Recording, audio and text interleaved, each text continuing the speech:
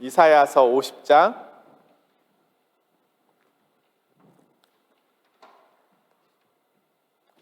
4절에서 11절 교독하겠습니다. 제가 먼저 읽을게요. 큰 소리로, 차례가 오면 큰 소리로 읽어주세요.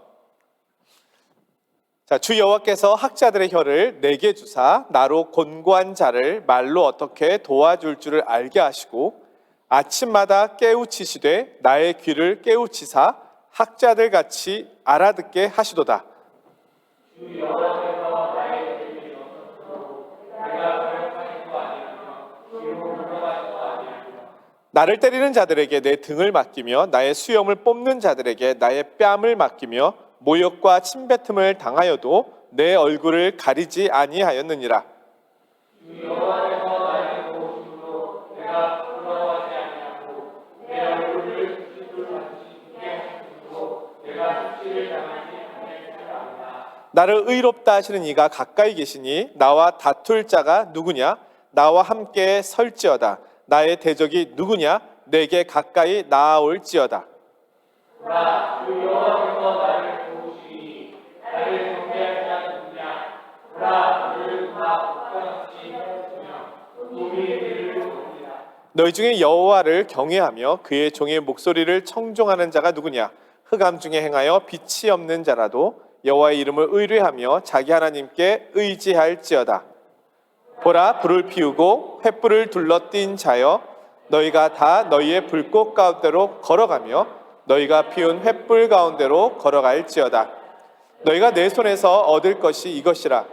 너희가 고통이 있는 곳에 누우리라. 아멘.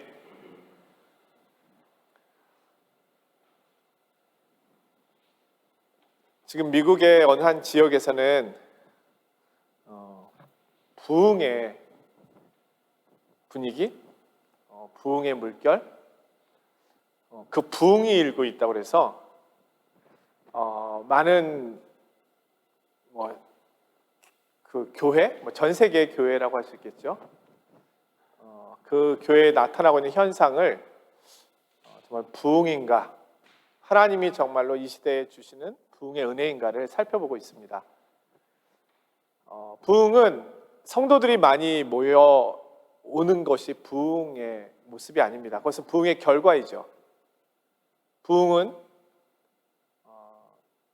우리가 영적인 힘을 잃었을 때, 기력을 잃었을 때, 교회가 세상 가운데 감당해야 될 책임과 역할을 할 수 없을 정도로 지쳐있는 상황이 되었을 때, 하나님께서 강권적으로 자신의 힘으로, 자신의 능력으로 그들에게 하나님의 영을 부어주셔서 그들로 하여금 일어서게 하시고 그들 가운데 하나님의 영광을 강권적으로 나타내시는 방식이 부흥입니다.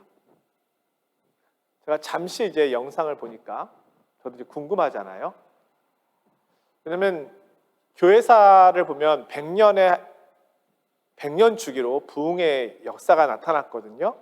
여기서 부흥이라고 할 때는 초대교회 때 일어났던 성령의 역사를 생각하시면 됩니다. 그런 성령님의 강권적인 부어주심이 부흥의 때 있었다는 거예요. 그래서 우리나라에 있었던 1907년 평양 대부흥 운동도 그런 맥락에서 이해를 하죠. 근데 21세기에 들어서는 사실은 부흥의 현장이 목격되지 않았습니다. 보통 100년 주기인데 100년이 훨씬 지났는데도 그런 역사가 일어나지 않아서 과연 어느 현장에서 어떤 때에 그런 일이 있을까에 대한 관심들이 있었거든요. 근데 지금 미국의 한 지역에서 일어나고 있는 그것이 정말로 부흥인지에 대해서는 더 살펴봐야 하겠지만 사람들은 기대하고 있습니다. 그 중에 한 한국인 신학자의 목사님의 인터뷰가 있었는데요. 본인은 이것이 부흥이라고 확신한다, 이렇게 이야기를 하는 거예요. 그래서 그 이유를 물어보니까 본인이 몇 년 전에 이곳에 왔을 때 교수로서 사실은 학생들을 가르치기 위해서 또 자신이 가지고 있는 어떤 계획을 이루기 위해서 목표를 가지고 왔는데 오늘 하나님께서 이 땅을 위해서 기도해라. 모든 것을 내려놓고 이 땅을 위해서 기도해라. 사실은 도대체 이게 하나님이 정말 음성인지 하나님의 뜻인지 사실 너무 헷갈렸지만, 그래도 내가 하나님께 순종하는 것이 주의 종의 역할이지 나의 계획대로 가는 것이 하나님께서 기뻐하시는 일은 아니니까 모든 것을 뒤로하고 그 땅을 위해서 몇 년 동안 기도해 왔다는 거예요. 근데 정말로 그 기도의 응답이, 그 기도의 역사가 나타났다라고 본인은 확신하기 때문에 하나님께서 미리 자신을 통해서 이 기도로 이 부흥의 때를 준비해 놓으셨다. 그래서 이것이 자신은 부흥이라고 확신한다. 저는 뭐 다른 건 잘 모르겠지만 그 이야기를 듣는 순간 그럴 수 있겠다라는 생각이 들었습니다. 하나님께서 우리의 기도를 미리 준비시키실 수 있죠. 기도에 충만한 분량이 찰 때까지 하나님 기다리실 수 있죠. 왜냐하면 하나님이 강권적으로 일하실 수 있지만 우리와 함께 일하시기를 원하시고 그것을 증거하고 보여주심으로써 하나님의 은혜의 영광의 기쁨을 나누시는 일을 하시는 거잖아요. 그것은 그 일에 순종한 사람만이 사실은 경험하고 맛볼 수 있는 거죠. 순종하지 않은 사람들, 또 그런 부분에 대해서 전혀 생소한 이들은 알 수 없죠. 그래서 그곳에 지금 너무나 많은 사람들이 모여서 예배를 드리는데 몇 시간이더라? 172시간인가? 기도가 끊어지지 않고 기도를 하고 있다는 거예요. 기도하던 사람들이 나가면 다른 사람들이 다 와서 예배당을 채우고 다시 찬양하고 기도하고, 이것이 지금 수십 일째 계속되고 있다. 사람들이 그 예배당에 들어가기 위해서 길게 줄을 서 있고요. 정말 저도 좀 낯선 광경이죠. 그리고 이제는 이제 인터뷰 중에 나왔던 이야기는 이제 그런 부흥의 역사가 연마을로 옮겨갈 것으로 기대가 된다. 저도 기대가 됩니다. 그것이 사실이라면 정말 하나님께서 그러한 역사를 통해서 그 부흥의 그 힘이 우리 프랑스와 또 대한민국과 또 전쟁 중인 러시아와 우크라이나, 지진으로 인하여 큰 피해를 당한 터키와 시리아, 이 지구촌에 부흥의 역사가 휩쓸고 갔으면 좋겠다. 왜냐하면 영국에 큰 부흥이 왔을 때요, 많은 선교사들이 헌신했고 그 헌신했던 선교사들 가운데 일부가 대한민국에 와서 복음을 전했거든요. 그래서 우리가 복음을 듣게 된 거예요. 그리고 그들이 복음을 전한 그 현장 속에 평양 대부흥이 있었던 것이거든요. 그러니까 부흥의 횃불이 마치 올림픽 성화 봉송하듯이 옮겨가는 거예요. 사실 미국에서는 내년도 2024년 프랑스 올림픽을 위해서 어떻게 우리가 이곳에 온 전 세계인들에게 복음을 전할까를 위하여 기도하고 준비하고 있는 많은 선교단체들이 있습니다. 그들은 진작부터 올림픽을 준비하고 있어요. 큰 찬양 집회를 열 계획을 세우고 있고, 그리고 어떤 방식으로 그들에게 복음을 전해야 될지에 대한 불업한 전도지부터 시작해서 세계 각국어로 된 전도지, 도쿄올림픽에서 이미 했었고 다시 프랑스 올림픽을 기대하면서 그들이 그것을 준비하고 있다는 이야기를 들으면서 야, 정말로 다르다. 우리가 생각하고 있는 이 생각의 범위와 어떤 이것과는 너무 다르다. 우리는 어떻게 보면 물론 모든 사람이 그런 건 아니지만 우리는 나의 문제, 나의 개인의 죄의 문제, 또 인생의 문제, 이런 걸로 사실은 늘 씨름하고 있잖아요. 인간관계로 인하여 근심하고 있고, 자녀들의 문제, 뭐 남편과 아내, 또 부모님, 이런 것이 우리들에게 사실은 많은 부분들을 마음을 빼앗기고 있는데, 그런 중에도 그 모든 것을 감당함과 동시에 하나님의 나라를 위하여 여러 가지 모양으로 기도하고 준비하고 있는 사람들이 있다는 것은 우리에게 사실 많은 도전을 줍니다. 우리도 그렇게 해야 되는데, 나도 그렇게 해야 되는데, 이런 생각이 드는 거죠. 그래서 제가 미국이란 나라를 뭐 좋아하진 않지만, 뭐 싫어할 이유도 없겠지만, 한편으로는 그런 생각이 들었습니다. 하나님, 만약에 이것이 진짜 부흥의 전조라면 왜 하필 미국입니까? 이런 질문을 사실은 속으로 계속 던지고 있습니다. 왜 프랑스에서는 먼저 안 됩니까? 왜 우리 파리 장로교회 금요기도회 장소에서는 그게 안 됩니까? 거기서는 20명이 기도하면서 시작했다고 하더라고요. 몇십 일 전에 20명이 함께 모여 기도할 때 하나님의 강권적인 은혜가 있었는데, 그러면서 지금 그렇게 전 미국인 전체가 그곳으로 지금 모여들고 있는 그런 모습이다라고 이제 기사를 봤는데요. 저는 영국도 있었고 대한민국도 있었고 미국도 있었고 이제는 프랑스다. 우리가 이것을 위해서 기도해야 되겠습니다. 마틴 로이존스 목사님은 부흥이라고 하는 그의 책에서 부흥은 우리가 인적으로 만들어낼 수 있는 것이 아니라고 얘기했습니다. 찬양 집회를 통해서, 훌륭한 설교자를 통해서, 아니면 대중 집회를 통해서 만들어지는 것이 아니다. 부흥은 전적인 하나님의 역사다. 그래서 우리는 그것을 위해 기도해야 한다. 부흥을 위해 기도하라. 그래서 조나단 에드워드 목사님도 기도 합주회를 시작했잖아요. 부흥을 위한 기도 합주회를 시작했던 것이거든요. 그래서 지금도 그거에 영향을 받아서 여전히 많은 교회들에서, 많은 선교단체들에서 기도 합주회를 합니다. 근데 그 제목은 사실은 여러 가지 기도의 내용들이 있지만 궁극적인 제목은 하나예요. 하나님, 우리에게 부흥을 주소서. 우리의 마음을 태우소서. 죄의 찌꺼기까지 다 태워주소서.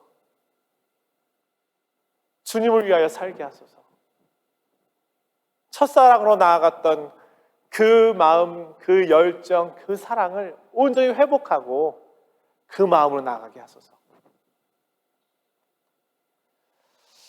오늘 본문 말씀은 이 내용과 일치하진 않지만 어떻게 보면 이 내용과 어떻게 보면 정반대, 외로운 선지자, 외로운 예언자의 모습입니다. 근데 사실 이 외로운 예언자, 외로운 선지자, 이 사람을 통해서 하나님께서 어떻게 보면 부흥의 역사를 일으키시는 거죠. 자신의 말씀에 순종하고 따라오고 있는 다수가 아닌 소수의 사람을 통해서 하나님께서 하나님의 역사를 이루신다는 거예요. 하나님의 역사는 늘 소수에게서 시작됐습니다. 예수님의 12 제자. 소수잖아요. 예루살렘을 떠나지 않고 모였던 120명의 기도하는 사람들, 소수잖아요.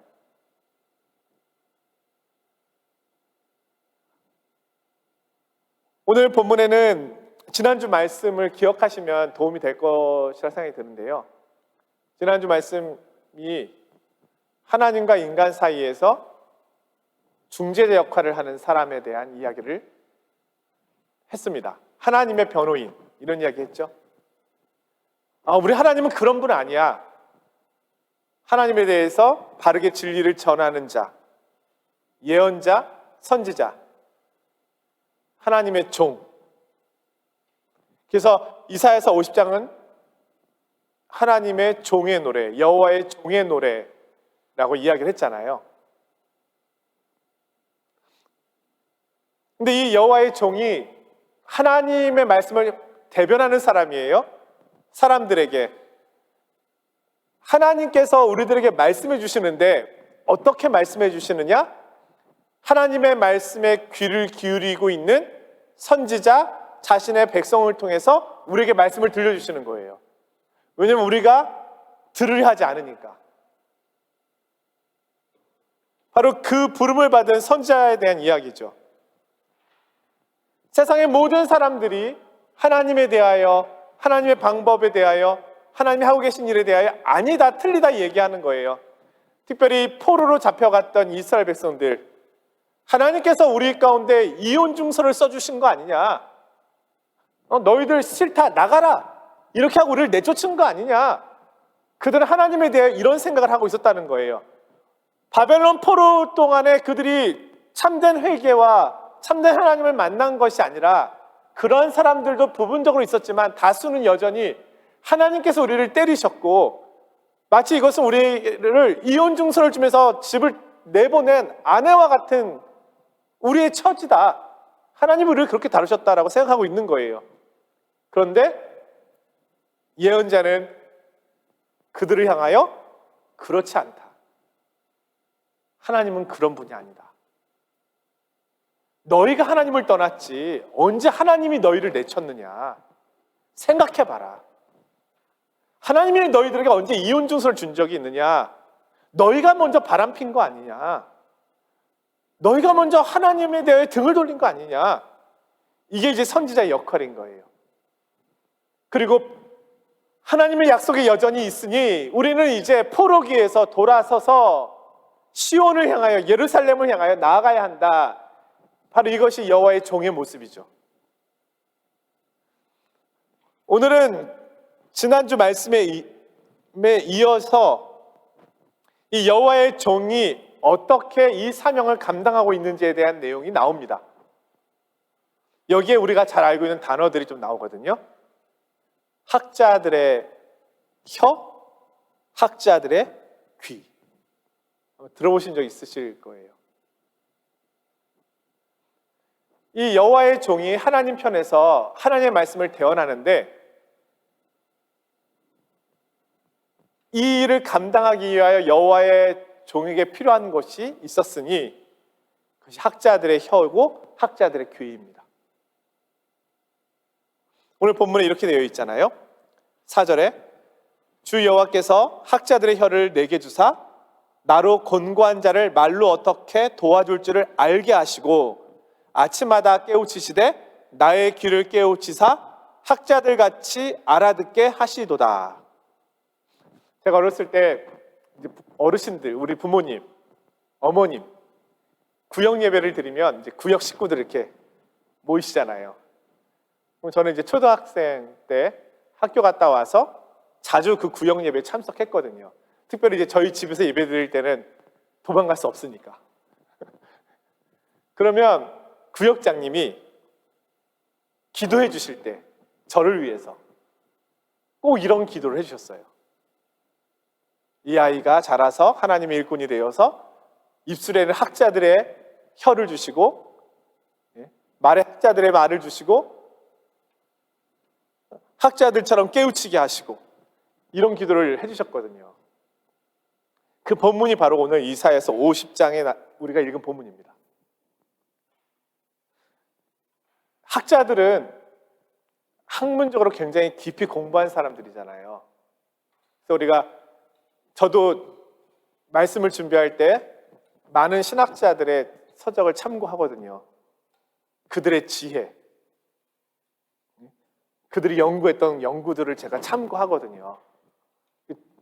그때마다 정말 놀라움이 많은 거죠. 어떻게 이 말씀을 이렇게 볼까?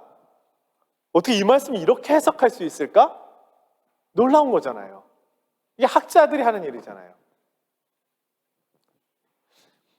지금 이 선지자가 하는 역할이 이 학자들이 하는 역할이라는 거예요. 하나님의 말씀을 받아서 학자들의 말을 전하는데 어떻게 하느냐? 곤고한 자를 말로 어떻게 도와줄 줄 알게 하시고 공고한 가운데 있는 자를 이 선지자가 가서 그들을 말로 그들을 위로하고 격려하고 치유하는 일을 한다는 거예요. 이게 예언자의 일이었다는 거죠. 우리 그리스도인들이 사실은 공고한 사람들, 상처받은 사람들에게 갔을 때 우리가 그들에게과 이야기를 할 수도 있고 상담을 할 수도 있잖아요. 물론 목회자가 많이 하지만 사실은 흩어지면 우리 성도님들이 그 역할들을 감당하는 거죠. 그럴 때 어머 권사님, 어머 집사님, 어쩜 제게 꼭 필요한 말씀을 오늘 해주셨어요. 네? 이런 경험들이 많으시잖아요. 학자들의 혀를 주시는 거예요. 하나님의 지혜를 내 입술을 통하여 흘러가게 하시는 거죠. 그래서 곤고한 자를 일으키시는 거죠. 마음의 상처를 받고 낙심하고 있는 영혼에게 가장 큰 위로가 무엇일까요? 이거 얼마 안 되지만 쓰세요. 물질로도 물론 위로할 수 있겠죠. 이렇게 음식이 있습니다. 이것도 도움이 될 수 있겠죠. 그러나 마음의 아픔을 그걸로 해결할 수 있겠습니까? 죽음의 위협 가운데 있는 사람에게 어떤 위로를 해줄 수 있겠습니까? 물질과 음식이 도움이 되겠습니까? 학자들의 혀로 위로해 주는 거잖아요. 하나님께서 당신과 함께 하십니다. 두려워하지 마십시오. 사망의 음침한 골짜기를 가더라도 주께서 도우실 것입니다. 이 말씀 한마디가 사실은 그 영혼을 두려움에서 건져내는 거잖아요. 이게 학자들의 혀예요. 이거 그리스도인만이 할 수 있는 거죠. 이건 체면이 아니잖아요. 실제로 우리의 삶의 자리에서 일어나는 일이잖아요. 수술실에 들어가는 이들에게, 수능을 보러 가는 자녀들에게 어떤 말이 위로가 되겠습니까? 인생의 큰 두려움 가운데 있는 이에게, 죄로 인하여 아파하고 괴로워하고 있는 이에게 어떤 것이 그들을 일으킬 수 있을까요? 그리스도의 보혈의 능력이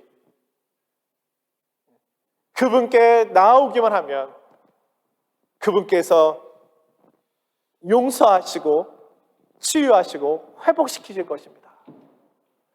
이 하나님의 말씀이 사실은 학자들의 혀가 되는 거죠. 지금 예언자가 지금 이렇게 예언을 하는 거예요. 그래서 이 말씀에 권위가 있는 겁니다. 근데 이 학자의 혀가 어떻게 생기냐면 오늘 본문에 이렇게 말씀하고 있습니다. 아침마다 깨우치시되. 이 예언자는 아침마다 하나님의 음성에 귀를 기울이는 거예요. 자기의 말이 아니에요. 자기의 인생의 경험에서 나오는 말이 아니에요. 내가 인생을 살다 보니까 이래. 이것도 좋은 정보가 될 수 있고 좋은 권면이 될 수 있겠죠. 하지만 이것만으로는 안 돼요. 공고한 자를 깨우는 것은 하나님의 말씀이어야 돼요. 학자들의 혀여야 돼요. 그러기 위해서는 최고의 학자의 지혜를 가지고 계신 하나님께서 아침마다 우리를 깨우시는 거죠. 이것이 말씀 묵상이고 우리가 큐티라고 할 수도 있고 아니면 아침에 하나님 앞에 나아오는 기도라고 할 수도 있겠죠. 하나님께로부터 듣고 그 들은 것을 공고한 영혼을 향하여 깨우치게 한다. 이것이 학자의 혀, 학자의 귀입니다. 하나님의 말씀을 듣고 하나님의 말씀을 대언하고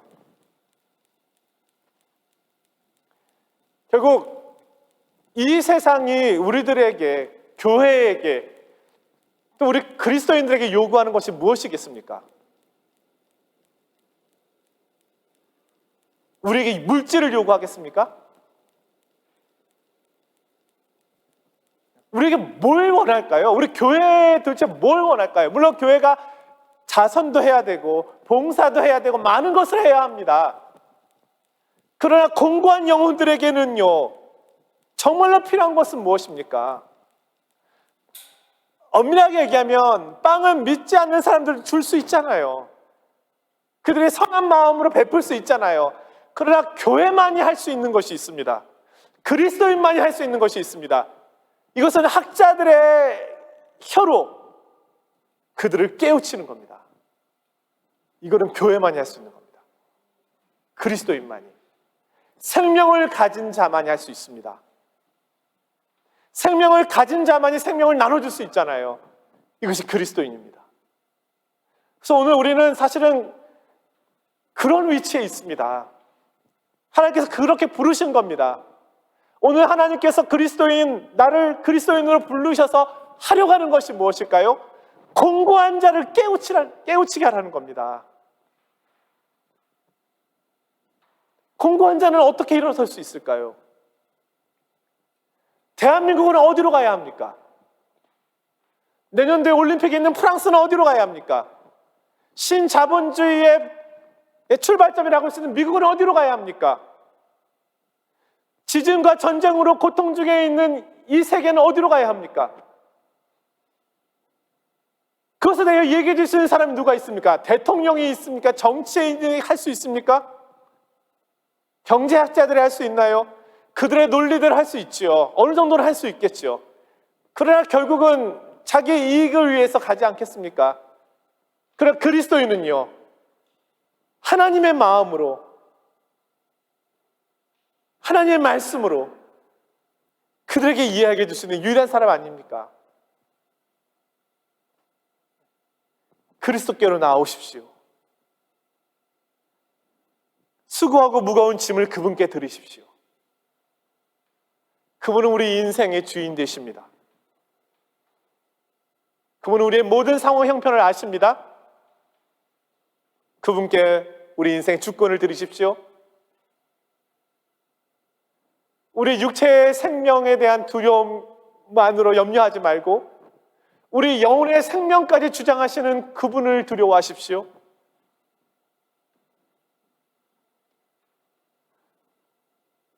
썩어지고 무너지고 부셔지고 깨어질 것을 위하여 살지 마시고 썩지 않고 쇠하지 않고 무너지지 않는 영원한 것을 위하여 사십시오.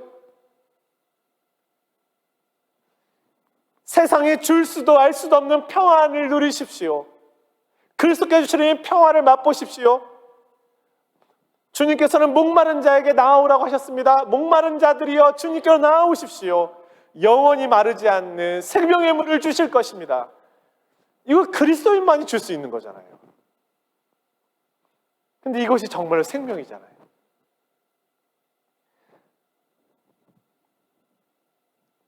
또한 이 학자들은요, 교만한 자를 책망합니다. 궁핍하고 어려움 가운데 있는 이들은 찾아가서 위로하고 세워주는 역할을 하지만 스스로 교만하여 높아진 자들을 향하여는 그거 아니다. 권력자들을 향하여서도 책망합니다. 세례 요한이 헤로디아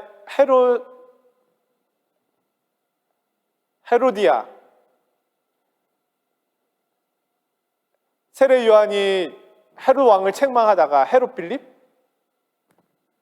얼마 전에 묵상했는데 까먹었어요. 세례 요한이 왕을 책망하다가 결국은 목숨을 잃게 되잖아요. 많은 사람들이 권력자들 앞에서 어떻게 책망할 수 있겠어요? 근데 세례 요한이 책망했잖아요. 바리새인과 사두개인, 가장 큰 지식인들이죠, 당시에. 근데 예수님께서 그들을 책망하시잖아요. 무섭게 책망하시잖아요. 이게 학자의 혀죠. 하나님의 말씀을 책망하는 거죠. 그래서 그리스도인은 사실은 하나님 외에 권력자들, 그들의 눈치를 보며 살아가는 이들이 아닙니다. 그래서 예전부터 권력자들이 사실은 그리스도인들을 제일 경계했죠. 왜냐하면 그리스도를 정말로 두려워하는 것은 하나님이니까. 하나님의 말씀을 듣는 것이 너희들의 말을 듣는 것보다 옳은지 판단하라. 이것이 그리스도인의 태도잖아요. 정부를 향해서 그렇게 하는 것은 잘못된 것입니다. 하나님이 주신 권력을 함부로 사용하지 마십시오. 섬기라고 주신 것을 함부로 남용하지 마십시오. 그것은 당신 것이 아닙니다. 책망할 수 있는 것이 누굽니까? 그리스도인입니다. 왕 앞에 가서 아부하는 것이 그리스도인이 아닙니다. 그래서 많은 그리스도인들은 그렇게 순교의 길로 가기도 했죠. 오늘 이 본문을 보면 기억나는 분이 있습니다. 학자의 혀를 가지었고 아침마다 학자의 귀로 깨우침을 받으셨고요.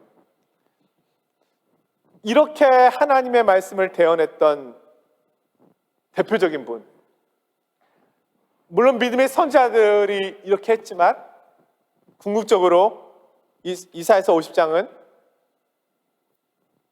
예수 그리스도에 대한 모습을 보여주고 있습니다. 예언자 중에 예언자, 선지자 중에 선지자. 이 학자의 길을 걸어갈 때 6절에 이런 일이 일어납니다. 나를 때리는 자들에게 내 등을 맡기며 나의 수염을 뽑는 자들에게 나의 뺨을 맡기며 모욕과 침뱉음을 당하여도 내 얼굴을 가리지 아니하였느니라. 이렇게 하나님을 두려워하되 세상 왕을 두려워하지 않는 이 예언자에 대하여 권력 있는 이들은 자신의 권력을 함부로 휘두르는 거죠. 그래? 언제까지 그렇게 할 수 있는지 보자. 때리죠. 예? 수염을 뽑고 뺨을 때리고 모욕과 침뱉음을 하죠. 그들이 할 수 있는 모든 힘을 다해서 수치를 가져다 주는 겁니다. 하지 말라는 거죠. 이렇게 수치스러운 일을 당하는데도 계속 할 수 있겠느냐? 근데 7절에 이렇게 말씀합니다. 주 여호와께서 나를 도우심으로 내가 부끄러워하지 아니하고 내 얼굴을 부싯돌같이 굳게 하였으므로 내가 수치를 당하지 아니할 줄 아노라. 8절 나를 의롭다 하시는 이가 가까이 계시니 나와 다툴 자가 누구냐? 이 학자의 혀를 가진 이 예언자는 아침마다 하나님께로부터 학자의 귀를 열어 하나님의 음성을 듣습니다.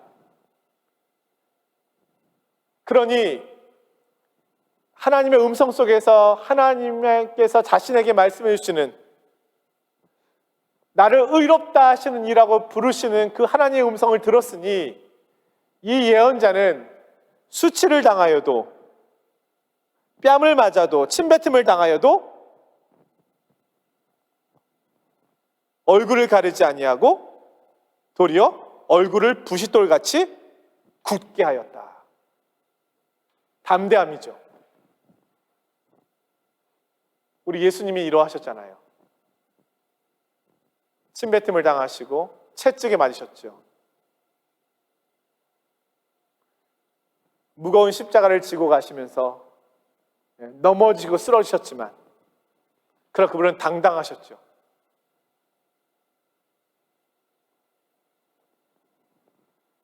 십자가의 길을 두려워하지 않으셨죠. 그분은 늘 하나님과 동행하셨습니다. 이는 내 사랑하는 아들이요 내 기뻐하는 자라. 그 음성에 대한 확신을 가지고 날마다 새벽 미명에 하나님 앞에 나아가 하나님의 음성을 들음으로 학자의 귀를 여셨고 그 들은 말씀을 가지고 학자의 혀로 많은 사람들을 깨우치셨고 그렇게 하나님께서 부르신 사명을 감당해내셨죠.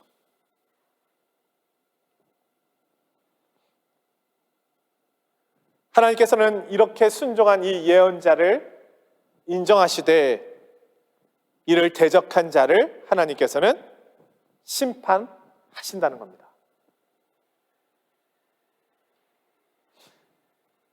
결국 이 시대에 이것은 이 당시에 하나님의 말씀에 순종했던 포로기에서 돌아오는 하나님 앞에 순종하고 있는 이스라엘 백성들의 모습을 보여주기도 하고 또 하나님의 말씀을 태어나에 전하고 있는 예언자의 모습을 보여주고 있기도 하고 신약에 와서는 궁극적으로는 그리스도의 모습을 예언하고 있는 모습이기도 한 것이죠. 하지만 이 시대에는 오늘 우리에게 해당되는 말입니다. 우리가 세상 속에서 세상과 타협할 때는 어려움이 없습니다. 왜요? 세상과 같은 마음과 같은 생각을 하고 있는데 세상이 나에 대하여 뭐라고 할 수 있겠습니까? 그러나 우리가 세상을 향해서 그것은 잘못된 가르침인데요? 그것은 아닌데요? 성경에서 그렇게 얘기하고 있지 않은데요? 그것은 하나님의 말씀이 아닌데요? 그렇게 살면 안 되는데요? 이렇게 얘기한다면 당연히 우리는 미움을 받겠죠. 수치를 당할 수도 있겠죠? 그러나 누가 인정하십니까? 나를 의롭다 하시는 이가 하나님이십니다. 결국 그리스도인은 나를 의롭다고 인정하신 하나님을 바라보며 세상을 책망하며 걸어가는 외로운 예언자의 사명을 갖고 있는 겁니다. 물론 외롭다고 하지만 사실은 그렇게 외롭지도 않습니다. 세상과 버탄들, 그게 외롭지 않습니까? 채워지지 않는데요, 뭐. 주님과 함께 걷는 것이 외롭지 않은 거죠. 단지 그들이 나를 왕따시켰다는 면에서 외로워 보인다고 얘기할지 모르지만 사실 그리스도인은 외롭지 않습니다. 우리는 너무너무 당당합니다. 하나님의 음성을 듣고 그 학자의 귀로, 그리고 그 학자의 혀로 우리는 이 사명을 주님 오실 때까지 감당하며 가는 것입니다. 자녀들을 깨우치고, 우리 이웃들을 깨우치고, 우리 주변의 사람들을 깨우치는 역할이 누구에게 있습니까? 우리 그리스도인에게 있습니다. 오늘 우리가 이 사명을 감당해야 하는 것입니다. 이 시대는 어느 때보다 더 어둡고 더 혼란스럽고 많은 사람들이 정말 종말의 때인가 봐, 이런 이야기를 이전보다 더 흔히 많이 하고 있는 시대입니다. 그렇죠? 우리 다 인정하잖아요. 그러나 이 시대에 정말로 필요한 것은요, 학자의 귀와 학자의 혀를 가지고 그리스도인으로서 살아가는 하나님의 사람입니다. 우리를 이 어두운 시대에 불러주신 것은 이 사명을 감당하라는 겁니다. 어영부영 그냥 세상과 버타면서 그렇게 시간 속에서 살아가지 말고 내가 있는 곳에 이 사명과 이 부르심을 감당하라고 우리를 이 시대에 부르신 겁니다. 저와 여러분, 그리스도의 뒤를 따라 이 믿음의 길 힘써 달려가시기를 원합니다.